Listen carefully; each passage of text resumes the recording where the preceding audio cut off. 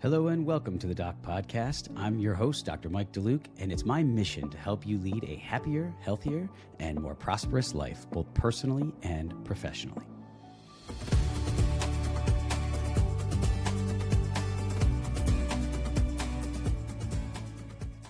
Hello and welcome to this episode of the Doc Podcast. Today's guest is Dr. Amanda Vanderstelt. Amanda is an orthodontist who runs a practice in Denver, Colorado. She prides herself on taking a more holistic approach to the orthodontic treatment of her patients, whereby she looks at the root causes and etiology of the orthodontic problems rather than just focusing on straightening teeth. I'm guessing those of you who listen to the show often and consume my content may already have an idea why I wanted to have her on as a guest, and I promise today's conversation will not disappoint. Amanda's passionate about the interconnection of the face, airway, jaw structure, bite alignment, and smile aesthetics. And her treatment approach is shaped by the belief that craniofacial growth is impacted by more than just genetics, including such things as bottle feeding, pacifiers, diet, habits, allergies, and large lymphoid tissue, and more. She strives to help her patients understand this and takes these factors into consideration whenever developing and executing an orthodontic treatment plan. Some of what Amanda and I discuss on today's show includes her fascinating journey to becoming an orthodontist, why it is so important to determine the etiology of the malocclusion before jumping into treatment, how and why Amanda became so passionate about airway and how she approaches orthodontic treatment with airway in mind, including some of her protocols and processes in the treatment planning stages, why many orthodontists aren't aware of the interrelationships between airway and malocclusion, and her thoughts on what we can do to address that, why she decided to start her own practice at 39 years of age, the challenges associated with balancing being a mom, wife, business owner, and orthodontist, and much, much more. So with that, let's get on to today's guest, Dr. Amanda Vanderstelt. Enjoy the show, everybody.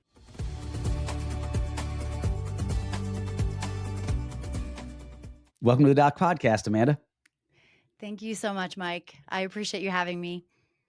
It's my pleasure. Thank you for coming on. And I'm excited to have this talk with you. As I mentioned in the intro, we have a lot of similar philosophies and a similar approach to patient care. And we've gone on a similar journey, running our own practices and fighting that fight and battle and succeeding in that arena. And we're going to talk about that as well. Also balancing parenthood and practice ownership and all of those responsibilities that can make it pretty heavy and pretty stressful. And we'll get into that a little bit as well. But before we get going on this conversation, you have a really interesting journey and an interesting story. And I love, as everybody knows, I love hearing about my guests' journeys and how they got to this point. So how did you get to be the Dr. Amanda that you are today?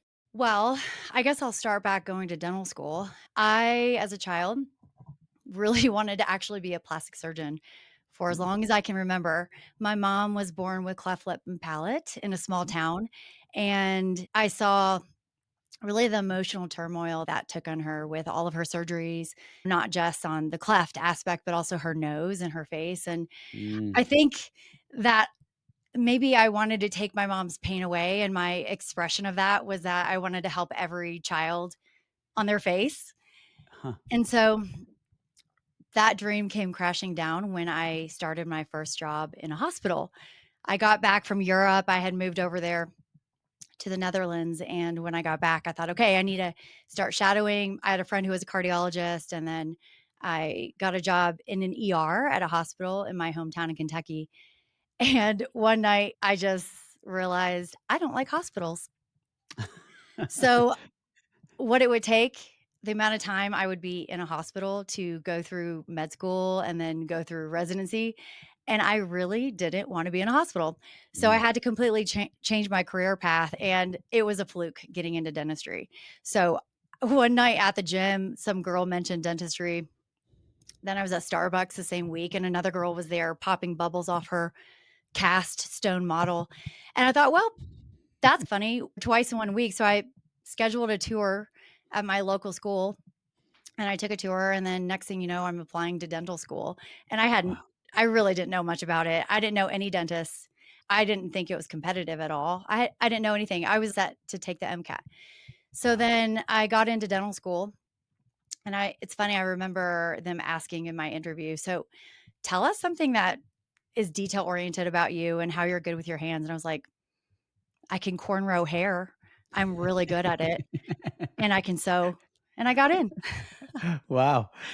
So then the summer before I started dental school, I always worked a lot of jobs and odd jobs. And there was a family that I worked for and I would house it. And he said, "Hey, can you come help me? I'm doing a boat show." And he was selling airplanes that were amphibious. They landed on water and he Mm. wanted someone to just come help him work the booth. I said, "Sure." So this guy stops by and it turns out he's an orthodontist. And he said, "Well, hey, through this journey of dental school, if you ever want to come shadow my practice, come and shadow." Wow. Well, fast forward a couple years, I'm in dental school and I was thinking, okay, where do I want to go with this? We took an orthodontic class. We only had one orthodontic class and we're Mhm. bending wire and we're learning about biomechanics. And every one of my classes complaining about it. They hated it. Mhm. Well, one of the things that I also used to do, I mean, I come from a very blue collar family and we made things. You want something, you can't afford it, you make it. So I actually used to make jewelry and I used to sew. And so I was really good at wire bending because I knew how to solder. I knew how to wire bend jewelry and make things. And so for me, the mechanical mind and then the artistic side and then wire bending was very easy for me. So for the first time, I thought, well, maybe I'll consider orthodontics, but I'm probably not smart enough. And so I was really scared. Actually, I didn't even want to pull my class rank because I thought I was probably in the bottom of my class. Wow. Because I mean, dentists are so smart, they're dynamic. And so, anyways, I finally, all of a sudden, it came back to me meeting that guy at the boat show. And I thought, well, maybe I'll talk to him. And if I can get an internship with him or an externship, we called it at that point, maybe I'll pull my rank and just see if this is even a possibility. So I had his contact. I reached out. He's like, "Sure, you can do your externship with me." Well, I pulled my rank and it turns out I was actually in the top of my class. And I was shocked because I felt so different than everyone, you know? So, Mhm. anyways, I ended up doing this externship and the guy was Doug Knight. Well, is Mm. Doug Knight. And Mhm. Doug Knight turns out is a very prominent orthodontist who is incredible. And he allowed me and invited me to join him all across the country to see the best of the best Wow. in dentistry. I was watching Gunson and Arnett and Hugo de Klerk and Mirko Wow. Raffaini and Renato Cocconi, and I think it's Dr. McLean and a dentist in New York. I was seeing all these people speak about Wow. the face and about occlusion and TMD and the interconnection of the most complex interdisciplinary cases and how you achieve excellence. And I couldn't unsee that. Wow. And that literally lit a fire that still to this day continues to just get stronger. And that's why, I can thank Doug Knight. He is why I'm an orthodontist.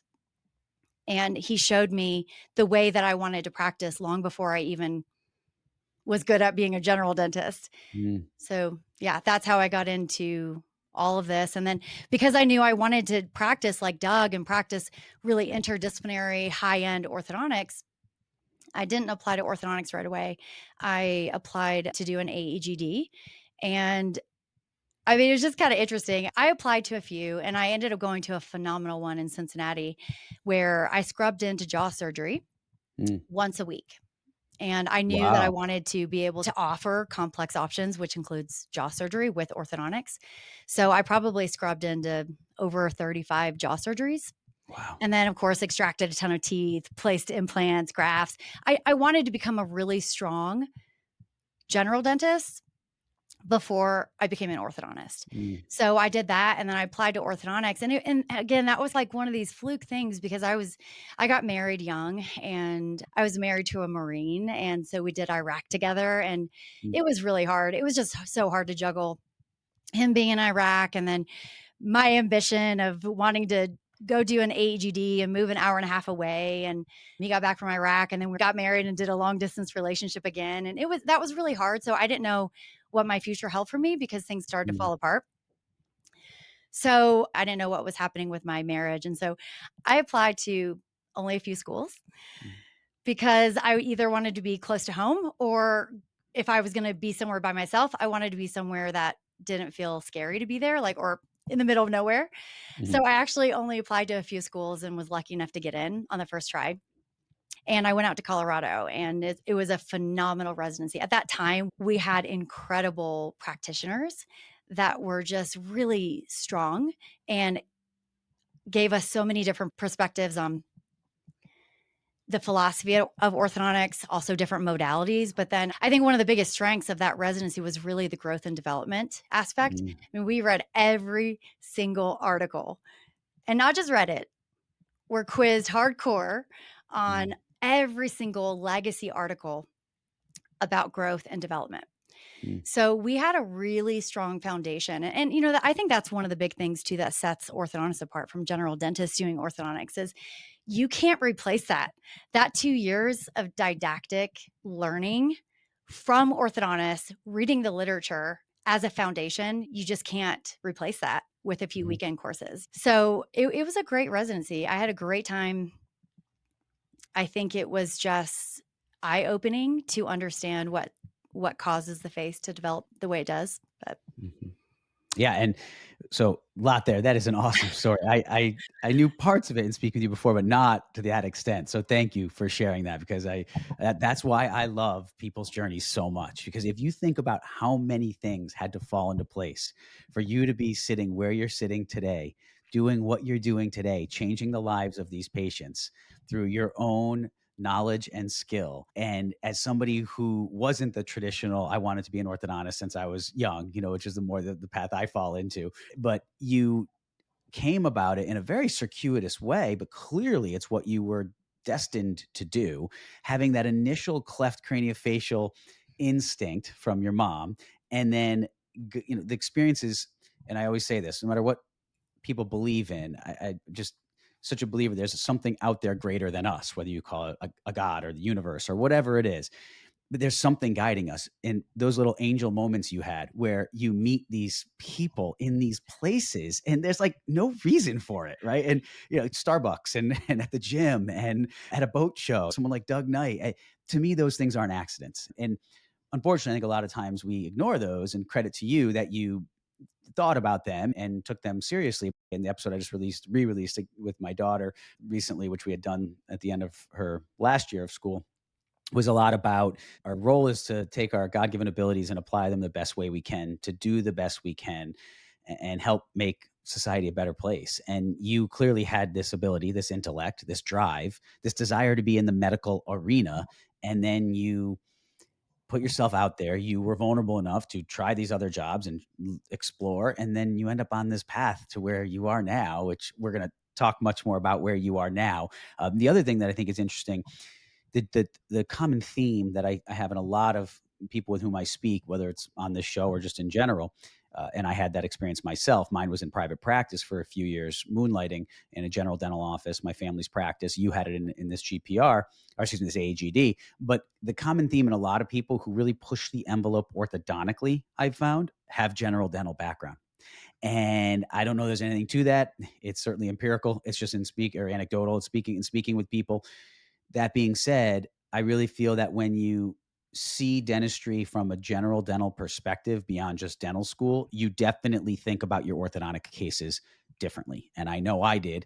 And I really wish it was encouraged more to have orthodontic residents do some moonlighting or do some general dentistry, because I think they would have a little bit different appreciation for interdisciplinary cases and what happens to cases after we treat them like decades later. And we don't just say, here are your retainers and call me if you lose them or they break.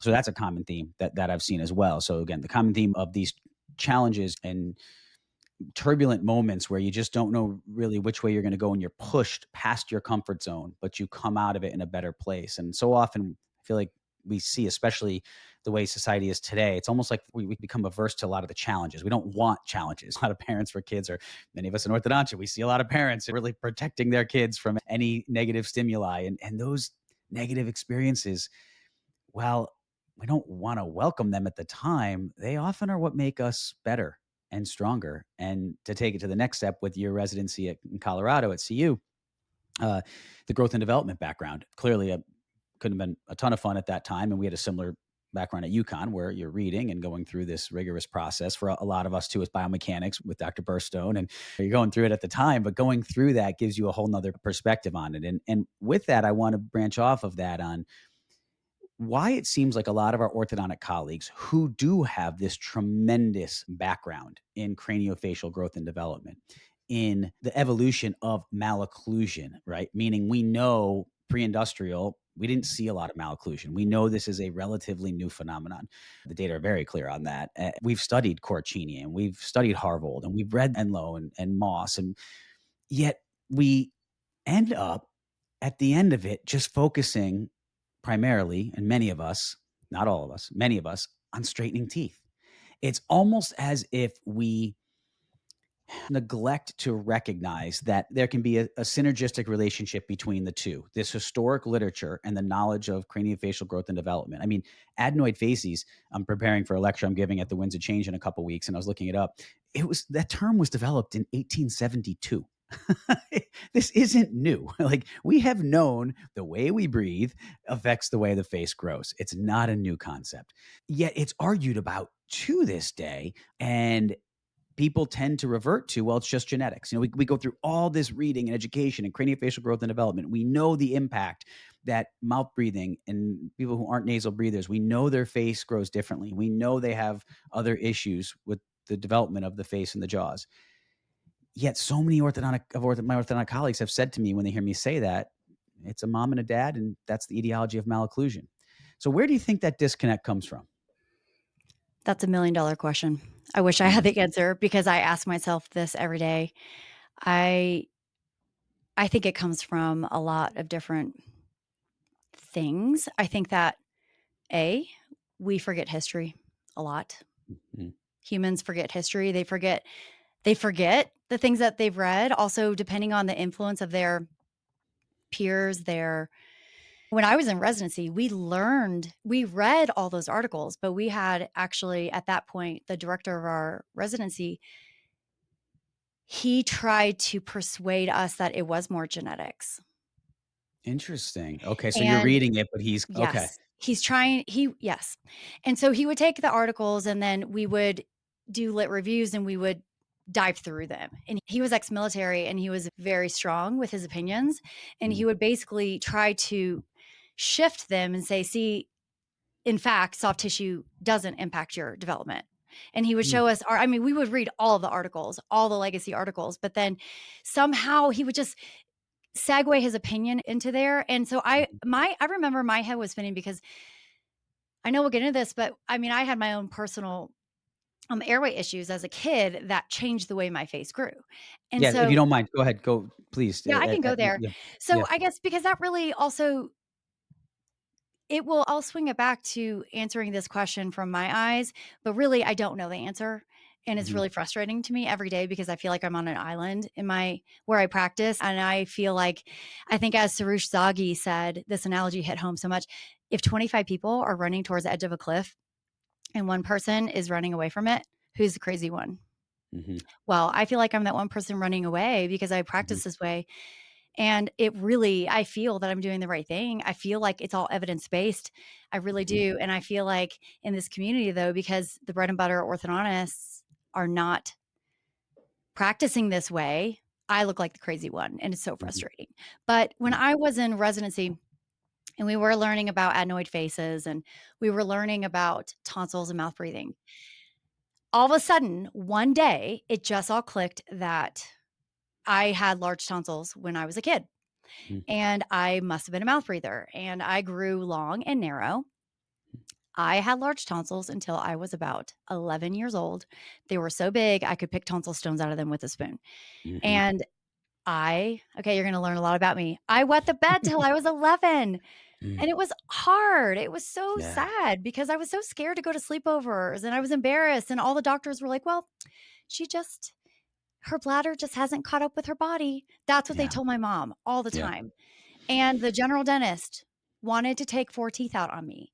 Mhm, Fortunately, they did not, but even the orthodontist at the time, I went through orthodontics, a phase 1 as a child. mm, She put all kinds of appliances in my mouth and never once put an expander in or told my mom, why don't you just consider seeing the ENT because there's a connection between bedwetting, large tonsils, and mouth breathing, and she's really narrow, and my teeth are all sticking out.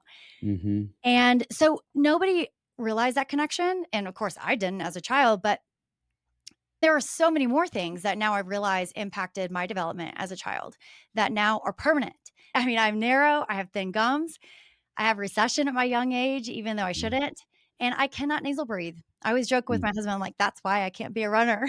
I can't breathe through my nose great when I exert myself.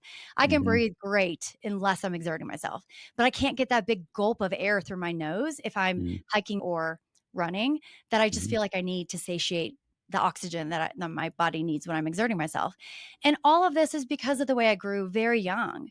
Mm. And those signs and those dark circles, they were all showing up very young in my life, but nobody connected those dots, even not the orthodontist.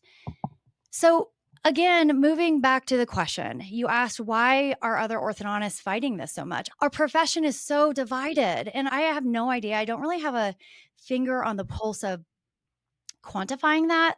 Like, I couldn't tell you what percentage of orthodontists get it.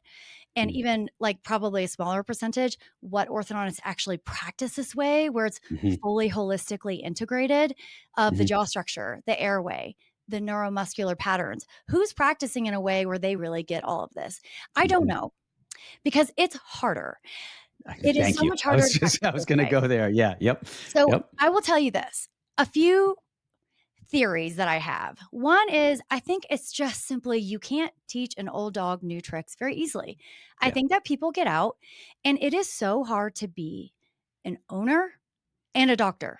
Mhm. You have to look at your clients in the face and answer to all of your choices. Yep. And it is very difficult to do that alone. We are all trying to survive out here to do the best we can and provide for our family financially. So then on top of that, trying to find the fire and the time to learn new paradigm shifts, I would say, not Yep. just techniques, not just a new appliance, but an entire paradigm shift. Mhm. Then to have the technology to be able to afford to put a CBCT in your office, just Mhm. throw $100,000 at it. Then the hardest part is implementation. Thank you. Implementing an entire diagnosis, treatment plan, and execution in a very holistic interdisciplinary approach is incredibly challenging. Yes. There are so many pieces, like my team.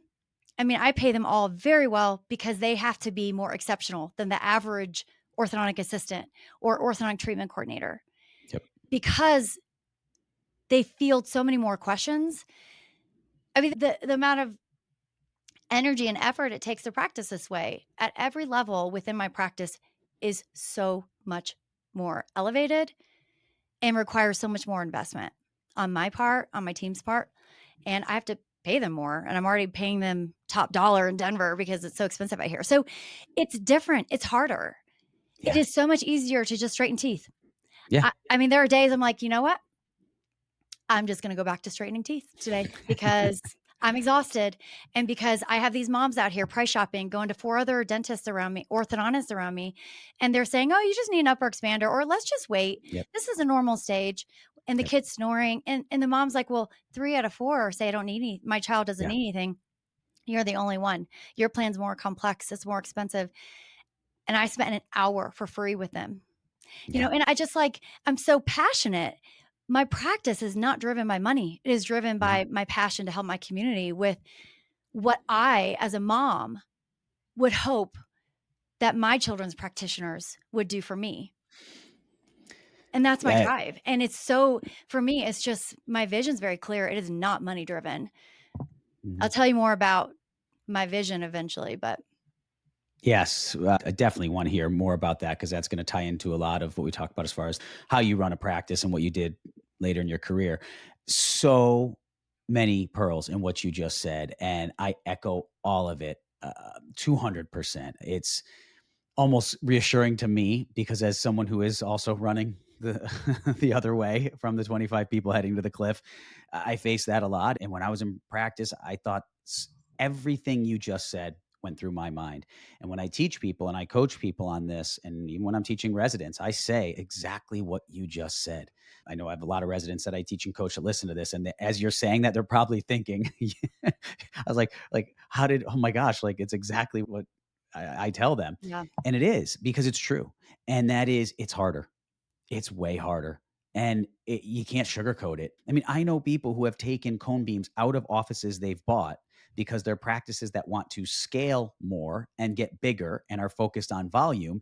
And a cone beam doesn't fit within the vision of a scaling bigger practice. And I've asked them about that. And they say, when I need a quick repo pan, or they're taking a pan and a step, they don't want to have to look through a 3D image. It's not that they're not capable. They don't want to spend the time. And then when you do detect an issue with the lymphoid tissue, the tonsils or adenoids, you now have to either make a CD or a jump drive with it, or email it through a secure connection to the ENT and or allergist, right? And then you've got to send them a letter. And then again, your team is doing that. Your TCs are helping with this, and your patient coordinators. And then you've got to get the letter back, and you've got to track it in your chart if they went to see them. And you've got to educate the parents, as you said. And when you said about seeing 3 other people and they come to you and say, of all of them, you're the only one. I mean, literally, for the times I heard that, in time, I will say it got better, because once years went by and people knew me as the person who thought and did things differently, they came to me with that preconceived notion, and that definitely helped. So the first like 3 to 5 years that I had that approach, this is going back about 15 years ago, that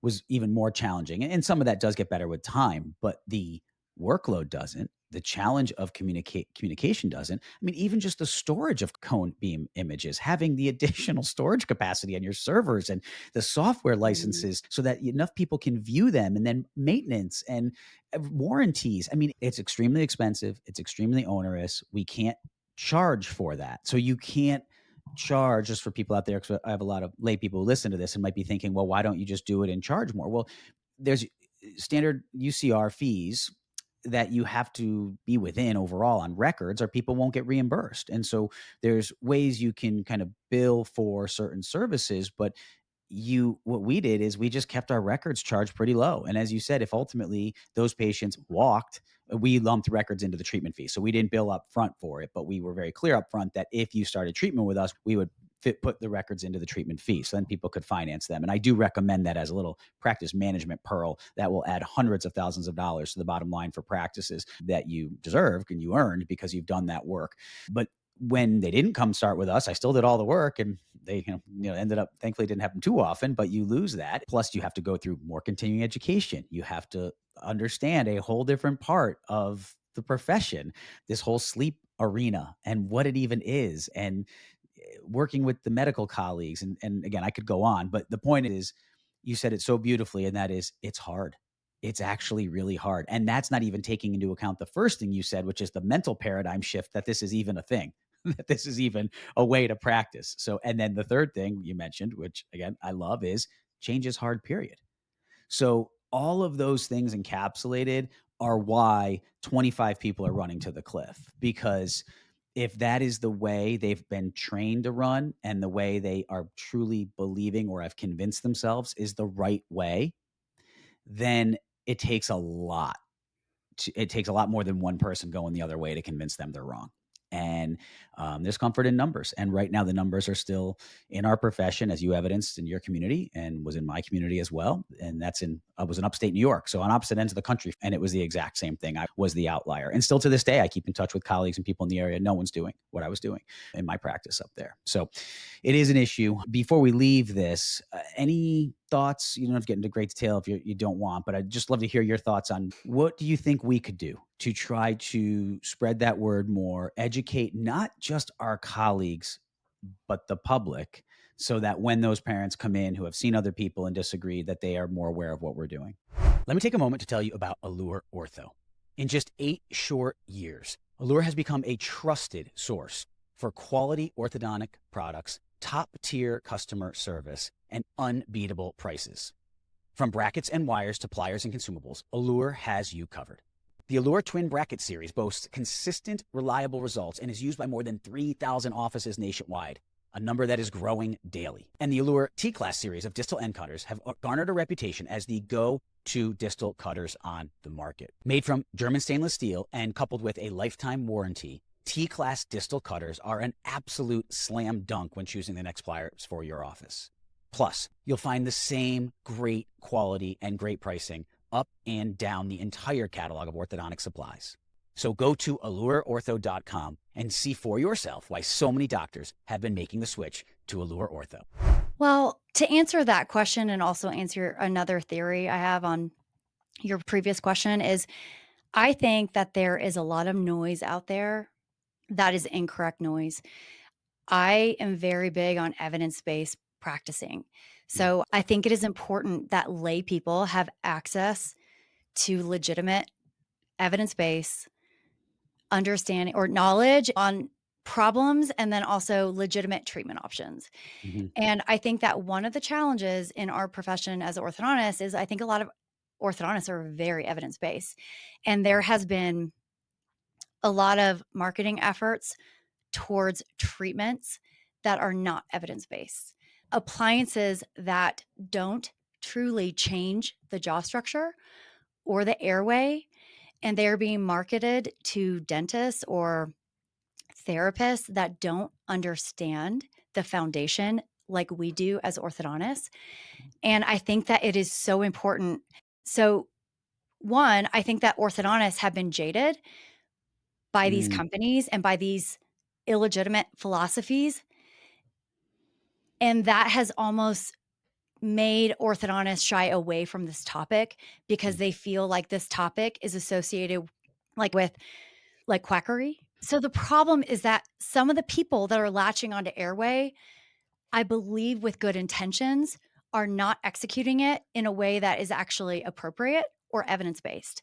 Mm-hmm. And there's probably more of that out there than there are qualified individuals doing legitimate evidence-based care. And I'm not saying like I have an amazing general dentist in my area who is completely evidence-based and like she gets it and is amazing. And I want to point that out there. There are some therapists and dentists that do absolutely and are pushing this movement forward. But I think that there are a lot of people out there that are not. Mhm. And I think that ultimately what I want and what my vision is and what I want to do in the future is I'm working on my social media to give little tidbits of evidence-based research and understanding about these problems to the lay people. Mhm. And then I'm going into my community. I mean, I'm trying so hard to educate the dentists on Mhm. the evidence because I think that needs to be looked at. You can't live in this world where everything is backed up by 100 of the same articles. I mean, it's like if you follow, you and I have talked about Peter Attia and just a more progressive approach that's evidence based and like the evidence is starting to come out. I think that is very important to practice that way. That is Mhm. legitimate. Yep. But this is a huge paradigm shift. This is a huge mountain to move because orthodontists should really be the ones spearheading this. We are the architects. We are the quarterbacks, the general contractors that should be quarterbacking this. Mhm. We are the ones who truly understand growth and development of the jaws.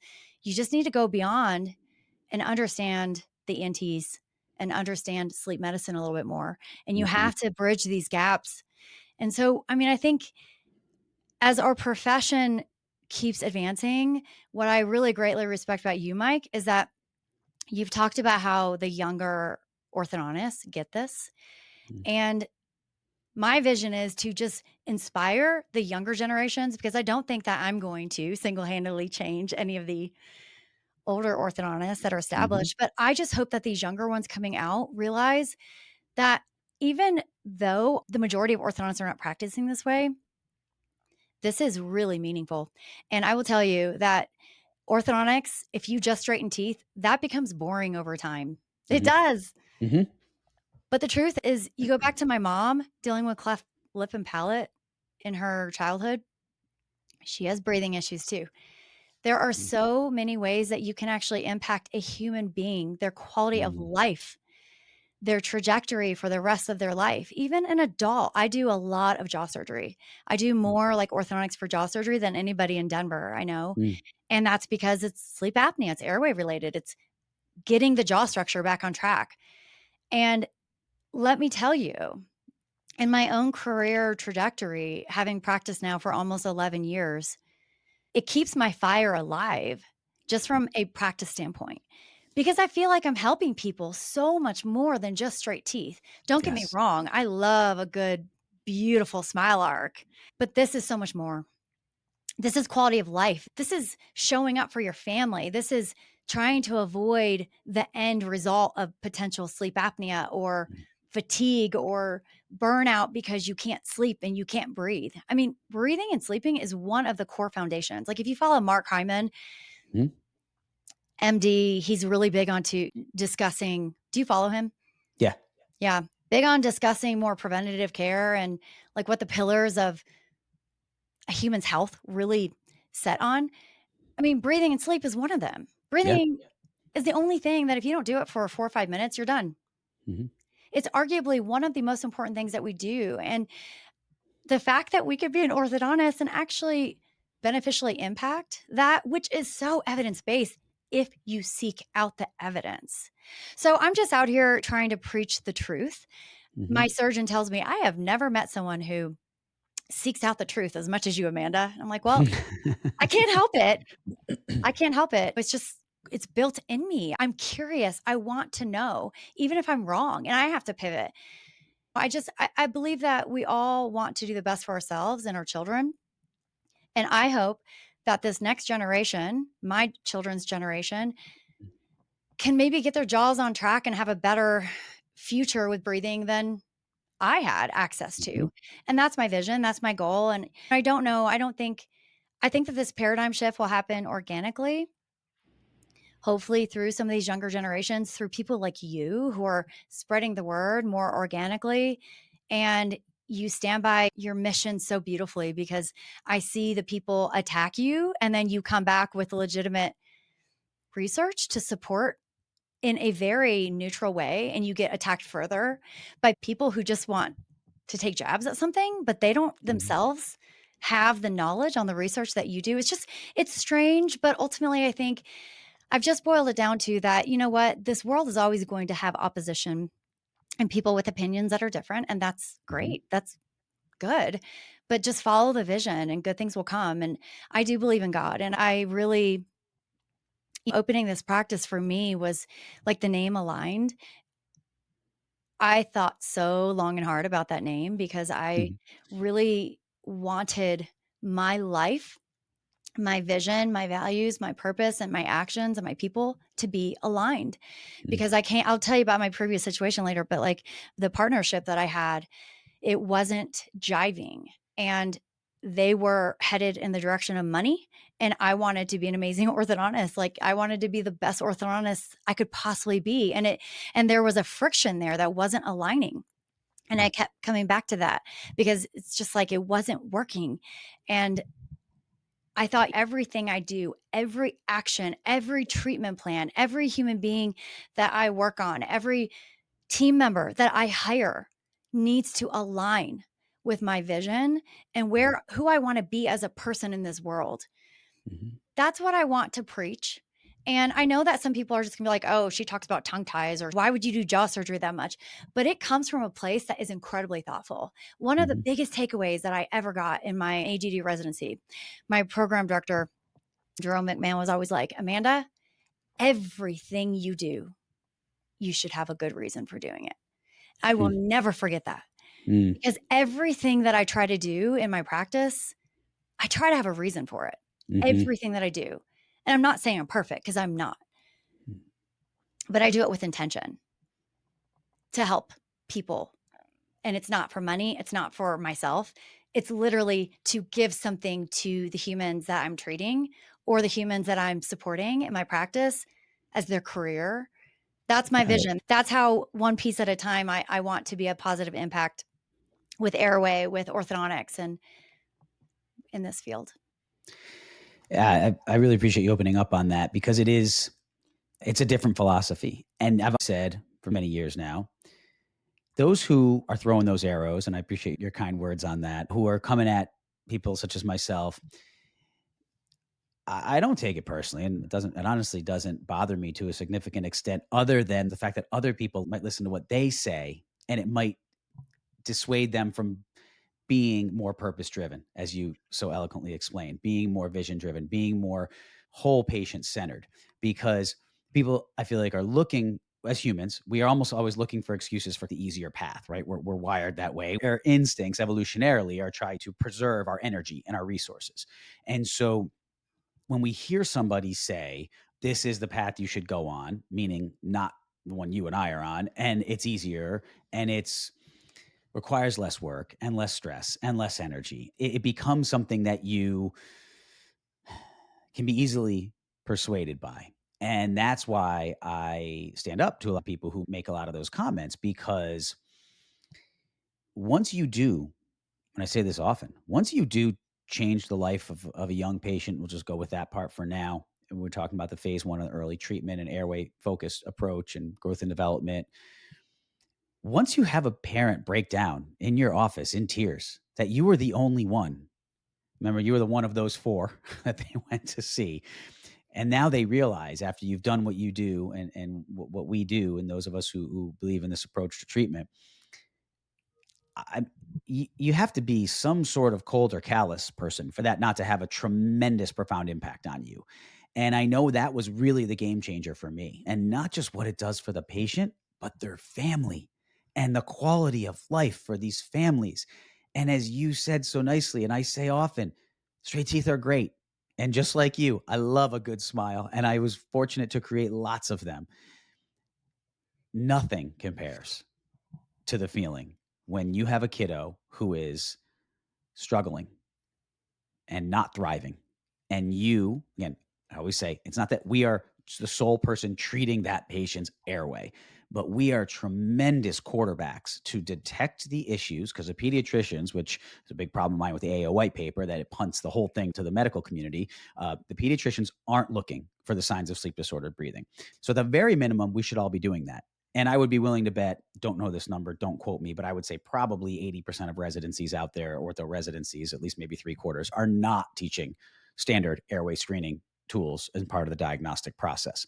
So when you do that and you detect these things and you work with your medical colleagues and you get them the appropriate care and incorporate the oral myofunctional therapy, and whether there's a need of a tongue tie release or a frenum release, and help normalize the anatomy, which is what Jeff Rouse, when I had him on, I love it. And I said, Jeff, I'm stealing that, and I use it all the time now. When you normalize the anatomy, right, you're not excessively creating abnormal anatomy just to try to treat airway. Another big point you made. I think that's where a lot of orthodontists get jaded, is the outliers and then the people who just say everything's an airway problem. And I always say, no, it is not. There are plenty of issues with malocclusion to patients that are just fine nose breathers. That being said, when you detect certain signs and symptoms and when you understand what you're looking for, you can make the appropriate referrals and provide the appropriate evidence-based orthodontic treatment to transform the lives of these patients. And once you do that, and once you feel that in your soul, there's nothing like it. Nothing. I mean, I've done orthodontics for almost 2 decades in private practice and now in the academic setting. That is the most profound impact you will have. Would you agree with that? Yeah, I would. 100%. I mean, I think that there are a lot of people in different camps, but ultimately, if you have the education, you have sought out all of the people who are paradigm shifters and leading the forefront on the research, like Audrey Yoon, Mhm. Mariana Evans, people who are really doing the work to push Mhm. this forward in an evidence-based platform. When you really understand that, it's pretty easy to practice this way. With regards to understanding where the problems are and understanding Mhm. what needs to be done. The hard part is educating when we're all on an island where it's just not it's not completely the fully accepted treatment methodology with our peers, but nonetheless, I think that it's so life-changing. And with regards to young kids all the way to older people, there's just so much that can be done with young kids so easily. So, I Mhm. mean, it's not Yes. like every kid needs an expander, but a lot of kids do. I mean, jaws are really becoming smaller and smaller. Yeah. Inflammation. Audrey Yoon said this. I'm a huge Audrey Yoon fan. So if I quote Me her like too. 500 times, I mean, Mm. she is like, I She's just have amazing. so much respect. Yeah, she's amazing, Yeah. period. Yeah. So, anyways, but she said ultimately, airway issues are an inflammation issue. Mhm. And Yeah. when you think about that, when you really start getting into this and you start seeing people who are doing, they're like the organic crunchy family, and they're like, well, I breastfed for 3 years. They don't Mhm. eat sugar. They don't eat all this. Well, there's so much more to it. Unfortunately, there are a Mhm. lot of inflammatory factors that are out of our control, Mhm. and we're never going to be able to change all of it. We're humans Mhm. living in a society in a man made world with man made Mhm. problems, and Mhm. airway issues are pretty much a man made problem. So, but a lot of it stems back to inflammation. Mhm. And if we can tackle the heavy hitters, which so much of that is, I always tell my patients, like, one, I can get the structure back on track. But then two, you got to open up the airways if there is inflammation. That may be an allergist, that may be Mhm. an ENT with tonsils adenoids if they are not going to shrink themselves. And then there's the neuromuscular, which is the Mhm. tongue, and that's the function. If someone's been a mouth breather, I was a mouth breather as a kid. And again, my personal experience is so powerful, and it continues to be powerful for me because I experience things on my own. I think as an orthodontist and a doctor, the more you can do to yourself and put yourself in that patient's shoes, Mm. the empathetic perspective is so powerful. Yeah. It's so powerful. And when I was a child, I mean, I for sure was a mouth breather. You can see me in the photos, and I know because my tonsils were huge Mhm. and I grew vertically and I had dark circles all the time. But when I was in dental school, I took up hot yoga pretty religiously. Amazing, incredible for me in many ways. And I never realized until I discovered my airway issues in orthodontic residency. I never realized, why do they keep telling me to breathe through my nose? So I'm like, do I breathe in through my mouth and out through my nose or in through my nose? Mhm. There was so much that we don't know about. Lay people don't know about breathing. Like, Mhm. I didn't know you were supposed to nose breathe all the time. I didn't know that. So Yeah. many people don't know that.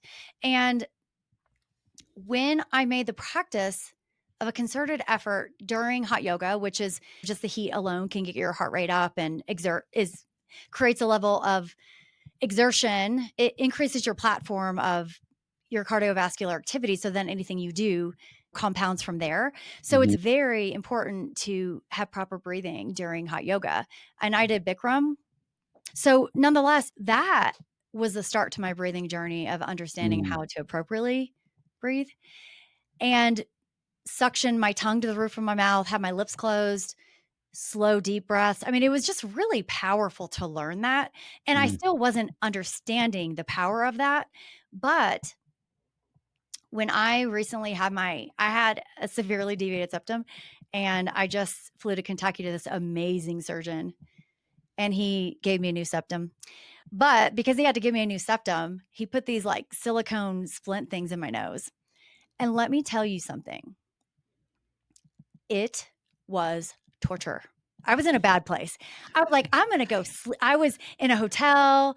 I got the Omni It's like the hotel. Harvold I it's like the Harvold splurged. studies. You It became is. yeah, It is. and James Nestor And and James Brett. Master with Yep, breath yep, too. yep. I was like, "I'm gonna lose my mind. Mm. I'm gonna go crazy because I'm an obligate nose breather unless I exert myself." Because of Mhm. hot yoga, I completely changed to a nose breather. Even despite my deviated septum, I was a great nose breather, just not on Mm. exertion because I have a Mm. narrow maxilla, I have a narrow nasal passageway. So the interesting thing is that I induced almost like sleep apnea in myself because Mm. of these Sure. silicone plugs.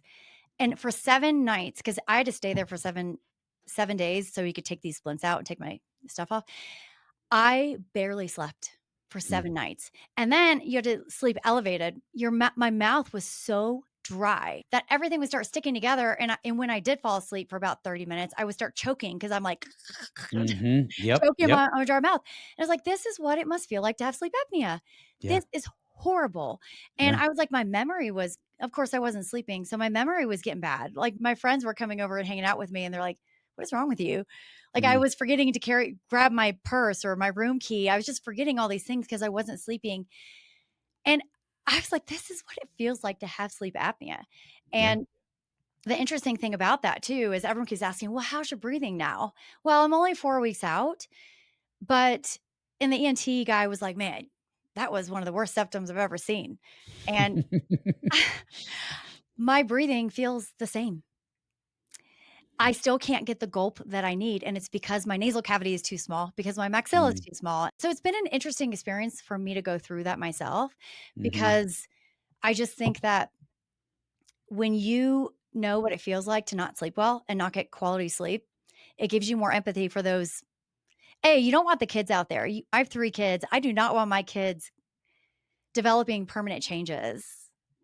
I want Yeah. them to have the best jaw structure and airway possible, and it's so easy to throw an expander in there. It really is. It's so easy to do this stuff if it's staged out appropriately and you know what you're doing and you understand the ENT portion, you understand the allergy portion, the diet, the myofunctional therapy aspect. Once you practice that way and you see it, like, it's fairly easy to conceptually understand this once everything clicks. But with adults, it's so much harder to get them on track. I Mm, mean, they're done growing and now you're trying to surgically change things or mhm. manipulate things and And undo all the compensation that undo. is built in. Mhm. Yeah. Yeah. And So, what is some of your protocols? Obviously, this is much more detailed than we can get into in an episode just or format like this. But just briefly, for some of the people out there listening who are thinking, I don't even know where to start, right? Like, I get it. I agree with what both of you are saying. I understand that we can do more as orthodontists. I understand there's a value in going in younger. Um, what are you looking for? What is your process from a 30,000-foot view? What are you trying to do and detect and uncover in that first visit to determine if this child needs treatment or not? yeah, great question. So, every child starts off with an airway questionnaire. Okay. I think that understanding medical Excuse me for history. interrupting. Is that before they come in or while they're there? We do it while they're there in the Love it. Yep. office. I Agreed. mean, we Yep. should Yep. we No, I agree. probably I should think do there's an so much advantage to that. before. Yeah, I Yeah, think we if you do it before, I think a lot of people don't pay attention to it, and you see a lot of the line straight through the nose if you use like a PSQ, a Sherwin PSQ or something. And when they're there, I find they might be a little more open yeah. to divulging. We get 4-year-olds, 5-year-olds in our practice, and so we have a whole triaging phone sheet that we try to Yep, go through, great. try to Yep, dive in a little bit more on the phone just yep, to excellent. understand, like, do you need to just go to the ENT? We try to help divert that a little bit more before they come here, but Mhm. I just think understanding the history is so important. First and Yes, foremost, is your child doing an airway risk assessment? I mean, there's that one, the PSQ out of that Michigan, from Sherwin, yeah. the PSQ questionnaire, that's the gold standard. When Yep, there's been research that even shows that that can be more accurate in and determining a PSQ. child's Yep, sleep disorder breathing than a sleep study for a child. yep. So that's pretty powerful, but then you've got to dive in. Like, you have to ask questions. So my treatment coordinator asks questions and we start there. Then we do so I have an ICAT, we do a low dose CBCT Yep. on all these kids. And if they're really young, we try to just do like a Ceph to try to just look at their adenoids. But I'm trying to understand, what do your adenoids look like and what does your nasal passageway look at? Like, even on a 5, Mhm, 6-year old, it is wild how many deviated septums are already there and mhm, what's happening in that nasal cavity. Then we do a full so then my treatment coordinator is really diving in, trying to understand, what are you seeking out? What are you mhm, noticing symptom wise? And then she comes to my office, and even like with adults as well, we do the same thing. We do a full, thorough evaluation of the CBCT mhm, and then of the iTero scan. So that's like a 3D bite imaging scan for those people who are not in orthodontics. mhm, And if we can get one on a 5-year-old, 4-year-old, we do, because that's also a gauge of, if they need something, what can they handle in the chair? So mhm, that's also a bit of a weeding them out and understanding where their behavioral management lies. mhm, So I do a full CBCT analysis where I'm looking at their jaw structure mhm, from like a front to back. I'm looking at the width of their jaw, because so many times you can't see just on teeth. You have to measure the jaw structure at the level of the maxillary bone. We look at the nasal passageway. We look at turbinates. Are they enlarged? We look at the septum. We look at how wide the nasal passageway is. We look at adenoids. We look at tonsils. We look at their airway volume's tough on kids because there's not like a standardized mhm. volumetric assessment. But you can still tell, like, if the kid postures their tongue appropriately in the x-ray, you can still get a feel for it, right? Agreed. You're trying to make practical decisions here. You're Yep. looking at a patient as a whole. And then, of course, we're looking for recess or like jaw trajectory. Are they class 1, Mhm, class 2, class 3? And then we're looking at teeth. Is there a 10-car pileup happening mhm, underground? Are there any missing teeth? Are there any teeth that are going in the wrong direction? or running into other roots and whatnot. And what are Mhm, the quality of the roots? So we're looking at all of that very quickly, mhm, very thoroughly. Then when I come into the room and I look at the kid, then I do my in-person assessment. That's where I look at midlines on the face. I look at smile. Are they already turning into a more gummy smile? Are they mhm, lip incompetent? Then we evaluate their malampati to see if their mhm, soft palate is forming long. I visualize the tonsils in real life and grade them. And I work very closely with my ENT. So I have learned a lot from him. mhm. Scott Sharp, he's incredible. And then I look at the tongue and tongues. I'm never going to be as astute as my myofunctional therapist. She's like a tongue guru, and I'm just never going to see all the things that she does, but it gives me a general feel for Mhm, what's going on with their tongue. And then at that point, I'm talking to the child. You can hear speech, and you can also hear if they're sitting there just congested or are they mouth breathing in front of you. I mean, you can get a feel for a little child so much more looking at them in person. And their So temperament, I'll add to and their that, right? temperament, are they climbing Mhm, all over my chair? Like, and so ultimately you're looking at all that. And then I talk with the mom or dad or whoever is with them and trying to understand again, what are you seeking? And mhm, then I have a sheet. I think education has been my biggest hurdle. Just trying to, I feel like I'm on repeat, just talking about the same stuff over and over. And that's another piece to this. It's hard because you do repeat yourself so much. And mhm, trying to standardize that and systematize what you can, but also stay very personalized mm, and individualized is an interesting challenge that I think I'll spend my entire career trying to hone in. mhm, But I have a sheet that I made, an airway sheet for kids. And one side of it is all about how we got here. It's all about ideal growth in a baby and less ideal growth in a baby and some signs and symptoms that you see in babies and then toddlers and then all the way a little bit older, young 5-year olds. And just some common signs and symptoms that are not ideal. And that means that something is off with their trajectory. And then I have little pictures of tongue tie, tongue function from the Breathe Institute. And then mhm, in Audrey Yoon, of course, again. And then I have pictures of class one, class two, class three, because there can be a genetic predisposition towards mhm. that. Absolutely. And if they are starting at that, then all these other things can just exacerbate their problem. So I'm trying to Mhm, educate them quickly. And then we talk about on the second side of it, it's all about phase ones and those three things that I told you. One is our whole goal for your child in a phase one is trying to get your child's trajectory on track as much as possible so that they can have a better long term trajectory because their mhm. growth is not done when we are done with a phase one. Their growth is not done. So we can't just put an expander in and expect everything to fix itself. Yep. So, again, those three things Which talking is why about, I'm sorry to interrupt, but that yeah, article with the AADSM and the monotherapies is so misconstrued again by a lot of people that come at me online and like, oh, well, look at this. They'll put the white paper and the AADSM article up to prove that saying that, look, RPE or expansion doesn't do anything to help airway. Again, not what it said. It said as a yeah, monotherapy, just yeah, what you said. You can't just look at every patient with sleep disordered breathing or an airway impairment at a young age and throw an expander in and think it's going to fix it. So, yeah, we wanted to add that because that's yeah. something that's often misinterpreted and misrepresented in people is that nothing you can do orthodontically can help these patients, and that's blatantly false. So thank you for stating that. Yeah, I think that's a very narrow-minded approach of just a teeth straightener or Yeah. whatnot, and I think anytime you're dealing with one of the pillars of human health, I think functional Hmm. medicine, gut Hmm. is one of them Hmm. as well, and then Which Mark exercise. Hyman is huge on that part too, and as Yeah, a yeah, speaker too. exactly, and Yeah. exercise and just, like, in sunlight, like, the Hmm. activity that our bodies do, what we put into our bodies, and then the air that we breathe in the sleep, right?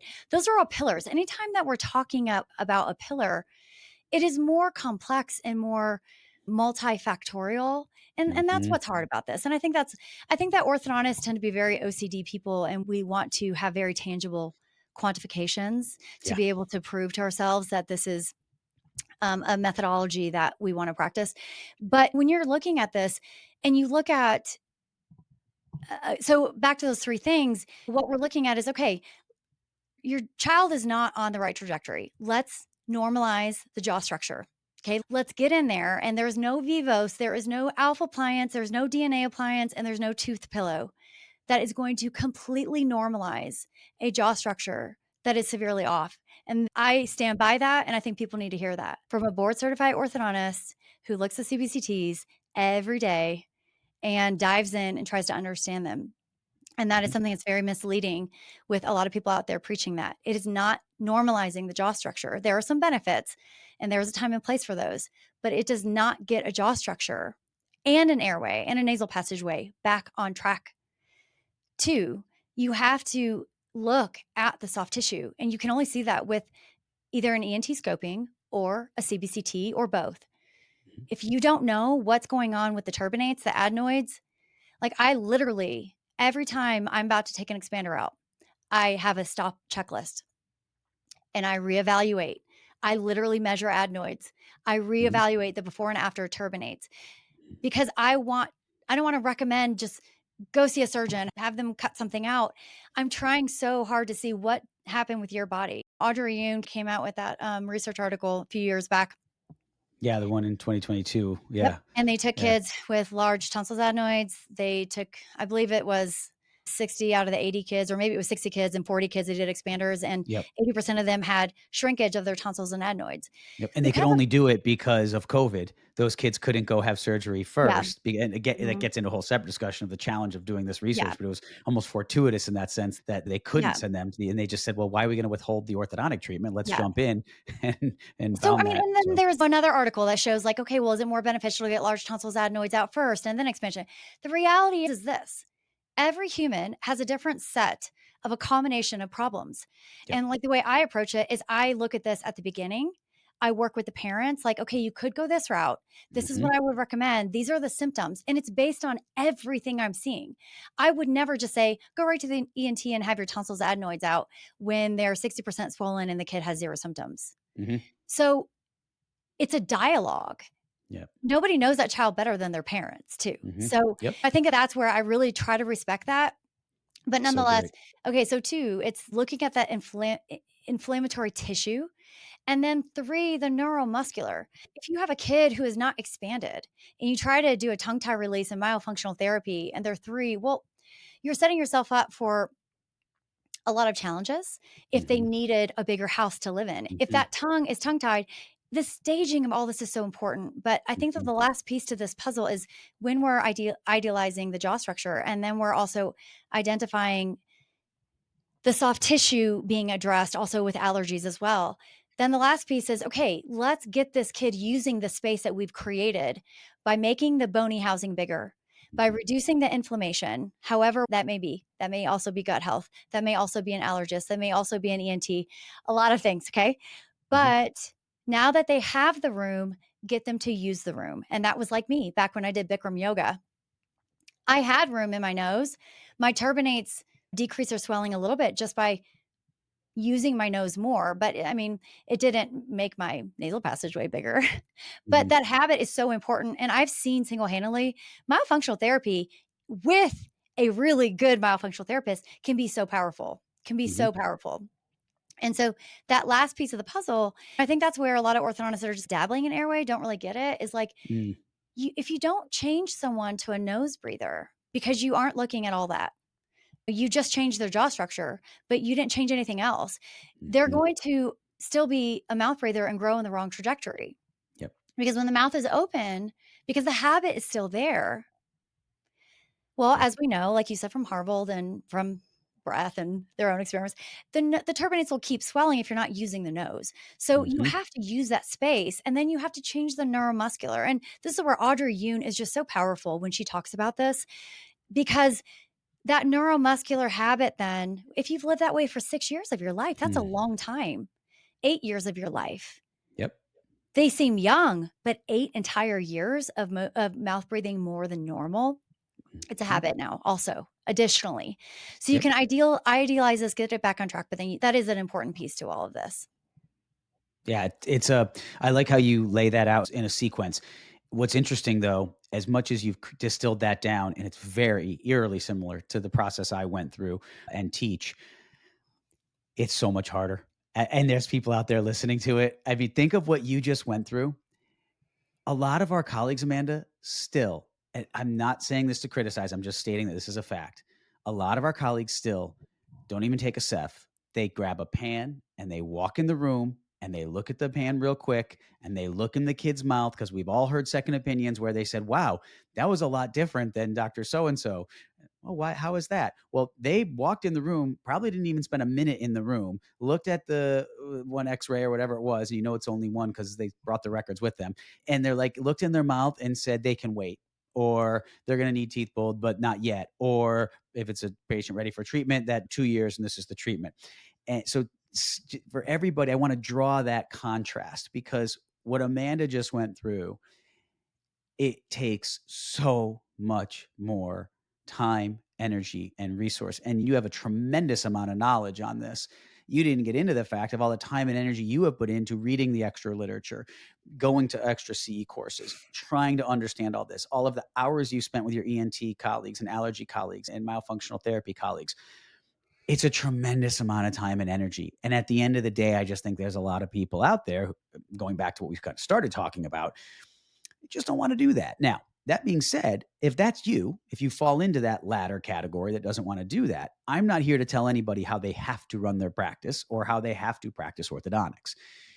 I would just appreciate it if those people just went about their business and just lived in the world they want to live in, if that's the way they want to practice. Where I draw the line is when those people start telling people like you that the way you're doing it is the incorrect way, or there's no evidence or no data to support the way you're doing it. And that's where you see me speak up online and say, no, no, no, time out, time out, time out.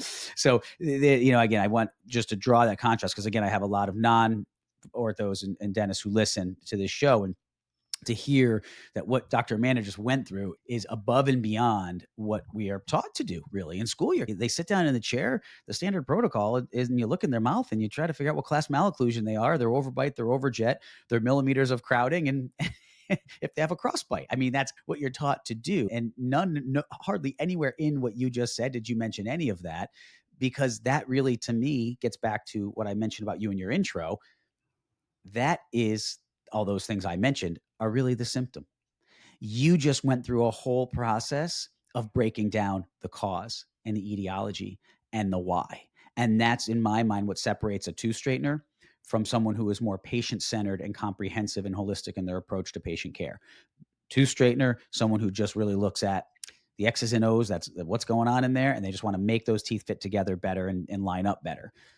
Someone who wants to take a more comprehensive approach to patient health is going to have to go deeper into this. And the last thing I'll mention on that part is, because I want to get into your journey and in practice as well, because it's also amazing and fascinating, is people ask me often, Mike, do I need a cone beam to do this? And what I say to them is, you don't need one to do it, meaning you can be aware of airway and these other things we've talked about in sleep issues and the sleep questionnaires and understanding the patient history and look at the signs of the face and the things we've been talking about without cone beam, right? But what you said towards the latter part of what you were just stating, which is the soft tissue management side and really getting a feeling for what's going on, when you don't have a cone beam, or when people I coach and train, I go over cases with them and they upload their records and I'm looking at them. When I don't have a 3D, because I practice so long with it, I feel like literally blindfolded. I just want to see, I want to know like, what's going on in those nasal passageways, what's going on in the sinuses, what's going on with the lymphoid tissue. As you said with airway, it's not an absolute measurement of pharyngeal airway, but you get a real feel when you look at these images time and time again in terms of the soft tissue space for air. So I would say that once you do this with airway, the whole thing starts to come together and be much more clear when you have a cone beam versus trying to do it with just 2D imaging. So, You can't unsee it. and thank you. You can't unsee it. And unfortunately, a lot of people don't want to see it, but once you see it, you can't unsee it. Yeah. That's so well said. So, your journey, just in the last stage here, I would love you to talk about, because you started to practice later than a lot of people do, later in your career. Talk a little bit about your trajectory when you got into practice, and then what led to opening a practice, and then how that's going, and what are the pros and cons and challenges of doing it the way you're doing it now. Whew. Well, look, my nature is I always do things uniquely and I take the path less taken. And I'm not afraid of that. I'm a little bit of a risk taker. I just think we have this one life. Why not grab it by the horns and ride it. I can't relate at all to any of that. And I just so basically what happened is this. I told you about going way back again. I told you about my marriage before. That did fall apart in case you did not connect the dots with that. Um, and so I moved out to Colorado, and then when I finished residency, I was dating this guy who is now my husband, and I wanted to move to the Pacific Northwest. That is where my heart and soul wanted to be. Sounds crazy. I love the rain. Mhm. I love the rain. I love that area. So I wanted to move out there. So I didn't know if I was going to stay, what I was going to do. So I decided to take a corporate job. I did that for a couple years. Those are tough. Those are tough because they're just money driven. Like it's just, I mean, we can all say different things, but let's be honest, it's all about private equity, 4 to 7% growth or however much growth. But anyways, so I did that. And then I actually almost bought a 3-location practice from an orthodontist, and it was a bad deal. I literally had everything done. I just had to sign it, Mm. and I Wow. backed out. And there was some financial turmoil that wasn't exposed until I exposed it. And so Oh. it was a kind of a shotgun deal because the guy was passing away. And so I had to do all of it myself. So I was ready for ownership 3 years out of residency. I wanted to go that route. And then I got connected with this group that was a general dental group, and they were in the baby stages of basically forming a DSO. And they had a couple other specialists that were coming in and providing periodontics, oral surgery, endodontics. And so my friend was the oral surgeon, and he's like, "Hey, you should talk to them." So long story short, I decided to give it a try. We tried it part-time, and I was doing orthodontics out of their practice, and I built it myself. So Well, they were basically just paying the lab bill and paying the staff. And we were working out of one general dental practice. Well, then that grew to like 3 locations. And as this was growing, they were also buying up other general dental practices and expanding. And so I grew my orthodontic portion to like a $2 million practice at working out of one chair, working 2 to 3 days a week. wow. And I had one assistant, and I had one kind of catch all treatment coordinator, everything. And I was over 90% Invisalign. Hmm. So it was a lot of adults, a lot of complex adults. Now, this also shaped really the way that I looked at airway, because at that point, that was about 7 years ago. And I was, 3 years out, and I was really starting to get into airway at that point, going to conferences. I saw Rebecca Bacco speak, and it just like my brain just exploded. I was like, whoa, okay. It connected so many dots that were already there, but it really Mhm. connected them for me. So kudos to her. Then I started seeing Audrey Yoon, and then it just catapulted, just really fast learning about airway and aligners. And I took the aligner intensive fellowship course, and that really helped give me a platform for aligners. But these adults just were so complex, and I was doing a lot of camouflaging because I didn't really Mm. know how to talk about surgery in a way that was compelling to them. And I was doing from the get go at that partnership, I was doing CBCTs and airway questionnaires. Mm. So I was applying that, but I was seeing so much damage on these adult teeth. And I thought, I kept looking, and I was seeing all these tongue ties. I'm like, gosh, I wish I could have treated this adults when they were a child. Mm. But it was really this massive exponential growth that I taught myself on clear aligners because I am extremely detailed, curious, creative. And I studied every single refinement with a CBCT, with photos. And I also was slow enough at that point because I was only working like 2 days a week, and I was having babies, that I could really get in there and have the time to study what was Mm. happening. And myself, I had thin gum tissue from how I grew. I didn't want to create, I hate it when people say, oh, orthodontics just cause recession. I hated that. Mhm. I hated that. So I wanted to Mhm. be the one that didn't cause that. So I was really Mhm. looking at where the roots were and the alveolar bone. And I remember when I discovered mops, I was doing a lot of deep bite cases with aligners, and I had one that was just like that brachyfacial, really dense bone, short face. And 3 months in, I was like, this is unacceptable. Nothing is moving. And we're 3 months in. So I picked up Propel at that point, which is mops, Mhm. micro osteoperforations, like little perforations in the bone. And I did it really by cortical on his lower canine to canine. And that Mm.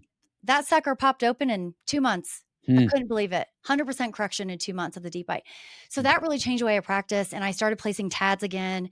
And then I started doing a lot of jaw surgery. So I think that first year I was doing like 12 jaw surgeries, and then it went to like 18 the next year, and then 20, 30, 40. I mean, I was doing so much, and I created a really tight system because I was working out of one clinical chair with one assistant. Mm, So I not only exponentially became excellent with clear aligners, especially with complex cases, the most complex cases you could do. I also was really honing in my jaw surgery process, mm, where I was setting up for my jaw surgeries almost exclusively with clear aligners and finishing them. And we have a phenomenal surgeon, Aaron Liddell, Dr. Liddell here in Denver. He's incredible. And I was working with him, and I was just seeing such beautiful results. And it was just so streamlined, so much easier with aligners. So I developed a really smooth system on how I set up and finish my cases mm, with clear aligners. So okay, but from a business perspective, what happened is I was having babies. I was invested. We signed equity papers, and I made a mistake. I didn't appropriately support myself with a good lawyer on that. And at that point, 6 years ago, like I didn't know any lawyers who represented the little guy. And so mm, basically, as we grew, then we grew and we built out a specialty center, and I designed it, and we grew even bigger at that point. I was the only specialist with equity, and things got interesting. And basically, I guess the easiest way to say it is that I saw the people I partnered with chase money, mm, and they hadn't gone private equity yet, but they were growing rapidly, and they did some things that just didn't jive with me. And I'm not money driven. I like to be financially successful for my family, but I'm very driven on just being the best that mm, I can and mhm. offering the best care. And we were starting to have friction. And I was just sitting there thinking, I've developed such a niche. I just want people to know I exist. And we had at that point like 17 internal dentists who were referring to me, and we weren't going to have external dentists refer. I wanted to offer what my knowledge and skills and expertise were. I wanted to offer it to my community. And I, I had this one moment, something had happened, and it was the only time in my life, I think, that I really felt that phrase that people say where like God hits you upside the head with a brick and is like, you need to do this. And I was Mhm, like, I have to open a practice. I mm, literally left work. I called the realtor, the local realtor guy who does dental stuff. And I was like, Dan, let's find a location. mm. And so, anyways, I was like probably 37 when I made that decision. And there was never like a time to look back. I knew With very, three very. little ones at that point?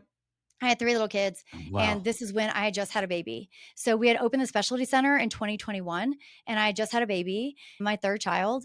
And then about probably 4 months in, things started happening where it was very clear to me that me and my partners were going in a different direction, and that some weird things were happening. And I was just like, yeah, I started to plant that seed in my head, but I always believe the best in people. And I was like, maybe it's just something we could work through. Maybe this is just something that I'm thinking some bad stuff's happening, but it's not really. But then it was very clear. And Mm, so I'm thankful for that, because I do think a lot of people wrestle with the question of, do I open a practice or not? And it is not for everybody. It is not, yeah. but it's definitely for me, and it's going really well. I mean, I would say like our first year, so we just ending 2024 ends about 14 months of being open. So Mm, we had a phenomenal first year of being open. And I'm really grateful for everybody who's trusted me, even though I do practice this way. I'm not mhm, just telling everyone they need braces and rubber bands, but I think that, like I told you, my motto was of opening this was very clearly ingrained in my brain that I'm not chasing the money. I am chasing my ability to help my community. yeah. And I mean, I had like Invisalign's been trying to get me to speak for so long. And I'm like, look, if it doesn't serve me and my family and my community, I'm not going to do it. Mhm, But I do want to motivate people. I always take the path less taken. It's arguably harder. I don't know why I do that to myself, but I just do. But I think that people can learn. Like, you can open a practice. I mean, I think I opened it, I guess, when I was, well, 39 or 38, 39 when I opened my practice. mhm, And I have 3 kids, and my husband's a corporate executive. People are mm. like, "Well, how much does your husband help you?" 0. So 0. how do you do that part? How, because I know there are a lot of, I mean, for the men and women listening, it's a challenge, right? And a lot of today, we have a lot of us that our spouses are also professionals, whether it's in our profession or a different profession, with demanding work schedules, and that balance is how do you manage that? Or I say, There's what would not be a some of balance. your advice? There's not a balance. I think and the truth, if I'm being very honest, which I am open and honest, like this year for me, I I used to work out all the time. I used to be a personal trainer. I used to be very athletic. And having 3 kids, what I've realized is I'm a self-sacrificer. I have sacrificed everything for my team, for my business, for trying to be on social media doing stupid videos to try to educate people because I believe Mm, in that. It's not because I like mhm, doing it. I don't. mm, It's mhm, I like helping people. I am a self-sacrificer, and but I also realize that there are seasons, and you mm, have to understand that. You cannot have balance in every season of your life. You mhm, can't. And I think you have to really have clear priorities though. And for me, being an orthodontist, I told you that fire only gets stronger, that Doug Knight planted in me, it only mhm, gets stronger. And so for me, this is my calling, but being a mom is also my calling. So mhm, I have to merge the 2. If my kid because I don't see them the majority of the day, right? They're at school, my mhm, au pair picks them up. I need a lot of help. My mother-in-law mhm, helps me. We have an au pair, which has been wonderful for us.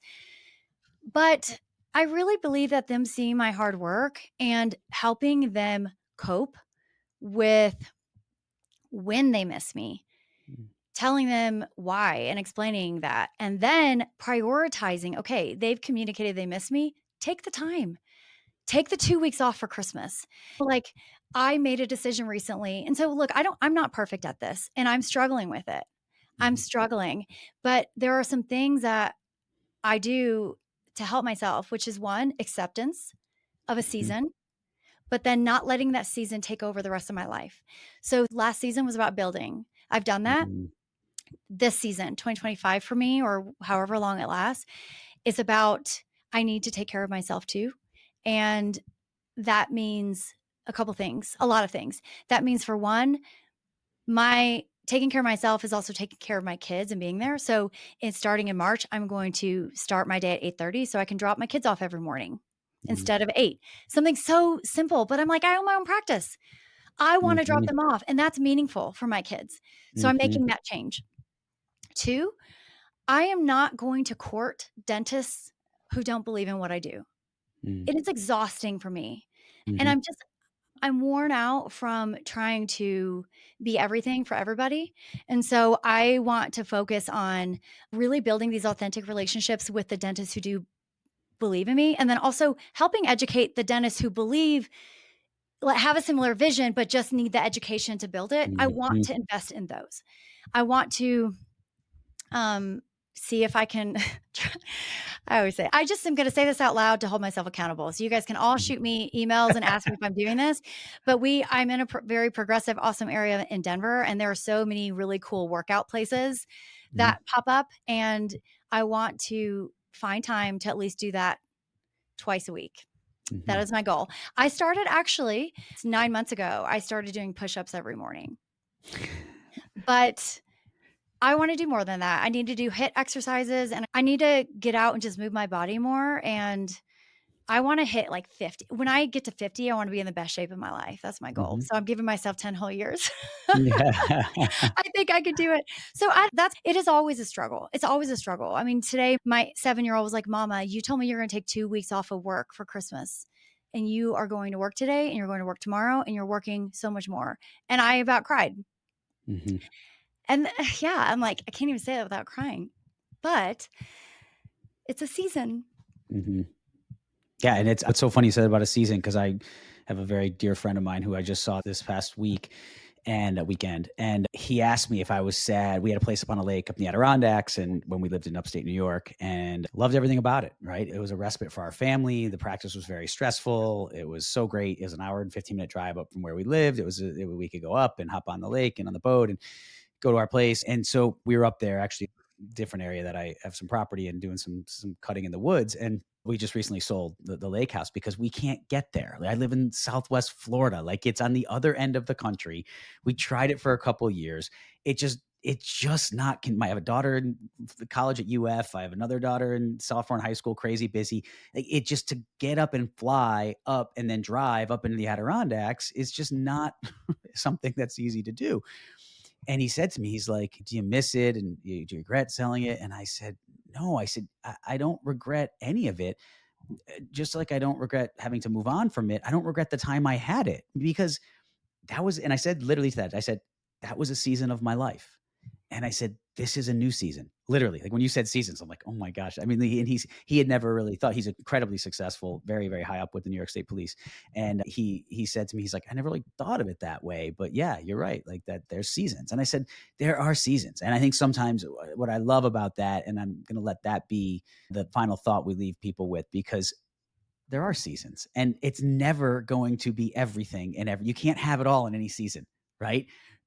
But each season has its own flavor and character and color. And the goal I feel is we learn from each season so that we don't make the same mistakes in the next season, but then we're going to find other things in the next season that challenge us in a new way. And I think that's so profound that you said that and are open and honest. And I give you such credit for your openness and your honesty to be able to be that open and acknowledge that it's not perfect. So in this social media world we live in, so many people, it's always, well, look at me doing this, look at me doing this. And I feel for a lot of the young, and I have 2 younger daughters right now, like it's hard. That's all they see, is that everything seems so ideal for everybody. And that's not life. Life's hard. Life's messy. It's a grind, and day in and day out, it's a grind. And so here you are, you're incredibly successful. You've achieved so much personally and professionally. Your patients are so fortunate to have you. I truly Thank mean you. that. I mean, they are blessed to have you in that community. And yet you're able to sit there and say, yeah, but there's still things I'm working on. And in this season, I've had to let this go to do that. But that's okay, because in the next season, it may not play out exactly the same, but you're setting your vision and your goals for what you want to be and who you want to be. And that's very admirable. So I truly appreciate you coming on, opening up about all this, taking the time to open up and share this. And I know there are so many people who listen, because I get a real good feel for the audience, that there's a lot of what you said that is really going to resonate. And that's one of the reasons why I love having practitioners on who have been in the weeds and have fought the fight and are just doing this day in and day out and plugging along, because what you're doing, there's thousands and thousands of people out there that are fighting that same fight. So what you said today is going to help a lot of them.